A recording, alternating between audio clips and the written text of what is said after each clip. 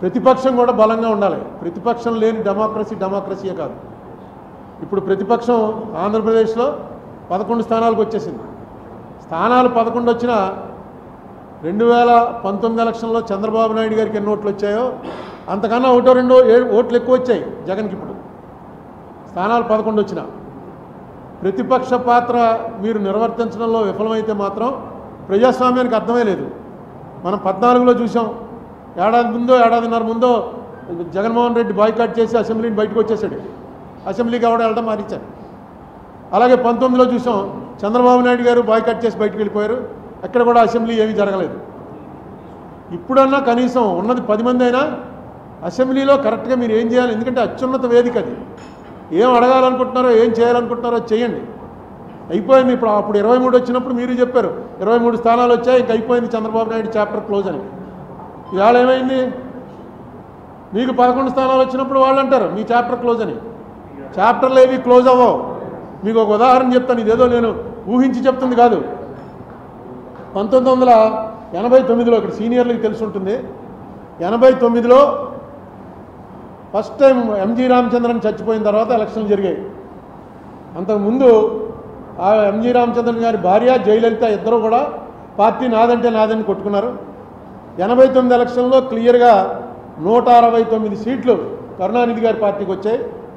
30 సీట్లు జయలలిత గారి పార్టీకి వచ్చింది. కరుణానిధి గారు సీఎం అయ్యాడు.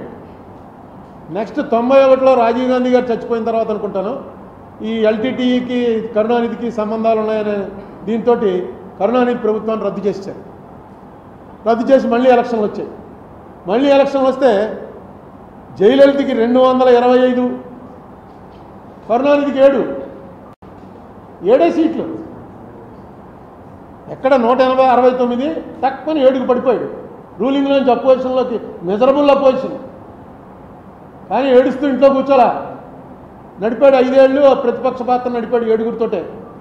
నడిపి 96 వచ్చేటప్పటికి కరుణానిధికి 221, జయలలితకి 4 అసెంబ్లీ సీట్లు. లాస్ట్ టైం 7 వచ్చిన వాడేమో 221 పెరిగాడు. 225 వచ్చిన వాళ్ళు 4కు తగ్గారు. 2011లో మళ్ళీ 203. జయలలిత 2 సార్లు నెగ్గింది. 2016లో కూడా నెగ్గింది ఆవిడ చచ్చిపోవటానికి ముందు. అంతకుముందు ఎప్పుడు ఒకసారి అయినా ఒకసారి ఆవిడ అలా వచ్చేది. 2 సార్లు నెగ్గింది. ఈ రాజకీయాల్లో ఎప్పుడు కూడా నిస్సహాయత ఉన్నవాడు రాజకీయాల్లోకి రావటమే అనవసరం. ఉదాహరణ చంద్రబాబు నాయుడే.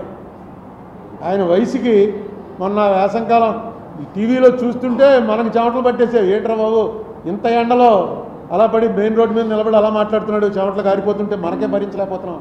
ఏసీ కూర్చుని ఎలా తిరుగుతున్నాడు అంటే ఆ కసి, ఆ రాజకీయం అనేటువంటి ఆ కసి ఉండాలి. నిస్సత్వ తగ్గిపోవాలి. నిస్సహాయత నాకు ఎవడో లేడురా అన్నది ఉండకూడదు.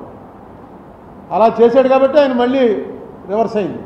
ఇప్పుడు జగన్మోహన్ రెడ్డి కూడా మా వాళ్ళని కొట్టేస్తున్నారు. ఇవన్నీ కూడా మామూలుగా జరుగుతూ ఉంటాయి. ఈసారి కొంచెం ఎక్కువ జరుగుతూ ఉండొచ్చు. జగన్మోహన్ రెడ్డి దీనికి మైనస్కి ప్రధానమైనటువంటి కారణం ఏంటంటే ఆయన చేసినటువంటి పనులు కక్షతో చేస్తున్నాడు అని మిడిల్ క్లాస్ జనం నమ్మారు.